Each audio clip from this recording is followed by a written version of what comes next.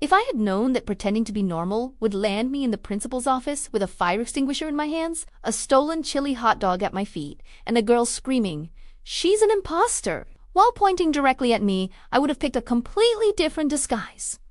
Maybe a fake beard? Maybe a clown nose? Maybe even the witness protection program. Because honestly, up to that point, anything sounded better than what was about to happen. But let's rewind. My name, well, the one written on my school ID is Lisa Mango. Yes, mango like the fruit.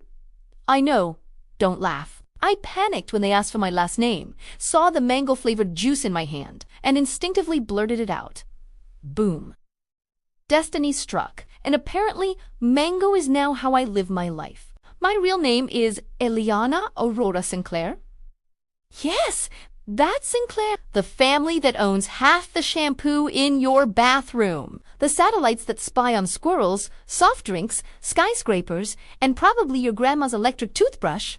I'm the sole heir, a literal walking bank account in sneakers. And believe me when I say, it's exhausting. You see, being rich isn't fun like in the movies. Sure, you get the private jets and designer everything Buddha.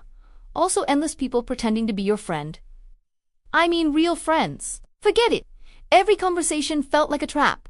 Hi, do you want to hang out? Translated to, hi, I want your money and your life. The moment I turned 12, I was being pitched as a potential business partner.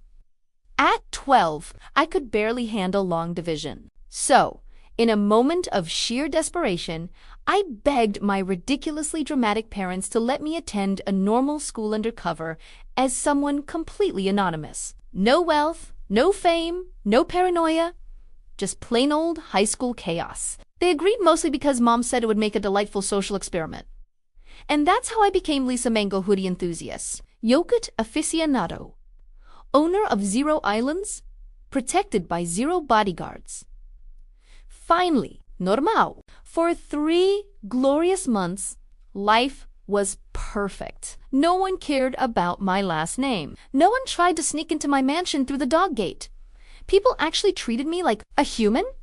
I even started enjoying simple pleasures, like sitting alone at lunch without someone filming me for viral content or giving me unsolicited life advice on how to invest my inheritance. Then, she arrived. Her name was Sierra, but she insisted everyone call her Ella.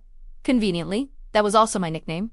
Coincidence? I think not. The moment she transferred into our school, the rumor mill exploded. She walked through the halls like she owned the play switch. Apparently, in her mind, she did.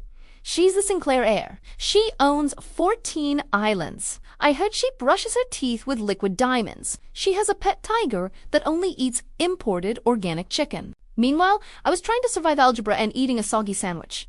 It was surreal. At first, her impersonation was laughably over the top. She wore sunglasses indoors, sipped sparkling water like it was holy juice, and casually bragged about Daddy's space program. I couldn't even be mad. I mean, effort. Check. Confidence. Check. Absolute delusion. Triple check. But then, things escalated. It started when she posted a video online declaring, "As the real Eliana Sinclair, I will be giving every student a $5,000 gift." And people believed her. The school went wild. Teachers suddenly became unnaturally polite. Students practically worshipped her, offering to carry her books, tie her shoes, and peel her oranges. Someone even wrote her a poem called "O Wealthy One with Good Hair." I swear, the rhymes were horrifying. The worst part, she signed the announcement with my real signature. One, only my parents and legal team knew. Panic mode activated. This wasn't just impersonation. Someone now had access to personal, secret information, and I had to figure out how fast. Meanwhile, my life got even weirder. Enter Jason Hawley, the school's golden boy. Tall, annoyingly charming, and apparently immune to recognizing wealth. He approached me one afternoon. "Hey, Lisa, I like you. And don't worry, I'm not after your money," he said, giving me a wink. "Excuse me? Money?" I barely had $12 and some change in my wallet. Mango Lisa. Hardly a billionaire. But before I could respond, Sierra swooped in like a dramatic eagle. "Jason, love," she purred. "She's lying. I'm the heiress. Jason looked at both of us like he'd stumbled into an episode of Who Wants to Be a Billionaire. That wasn't on the schedule. Wait, which one of you is the real Sinclair? Chaos, friends. Pure chaos. By lunchtime, half the school wanted their $5,000 gifts. The other half wanted my autograph. And someone even began selling fake Sinclair merchandise for $10 apiece. Students were filming TikToks, taking selfies, and debating who looked more like the real heiress. And then Sierra, in full diva mode, climbed onto a cafeteria table and shouted, "She's the imposter. She's the fake me." Logic went out the window. Chaos reigned supreme. Someone slipped on a chili hot dog. Someone grabbed a fire extinguisher me. A teacher fainted. Someone yelled, "I just want my money, man." And then my wig slipped off. Yes, wig. My real hair is the signature Sinclair glossy black shade that practically glows. Even under fluorescent school lighting, it shone like a spotlight. The cafeteria went silent. Hundreds of students stared. "So me," whispered Goddess. Others shouted Wi-Fi signal in Sierra. She fainted in the most Oscar-worthy way possible. After school officials restored order, I had to explain everything. The fake identity, the mango name, the wig, and the absolute danger of someone impersonating me. My parents arrived in a helicopter because, of course, subtlety isn't in the Sinclair vocabulary. Sierra confessed. She hadn't intended to scam anyone. She was lonely, invisible.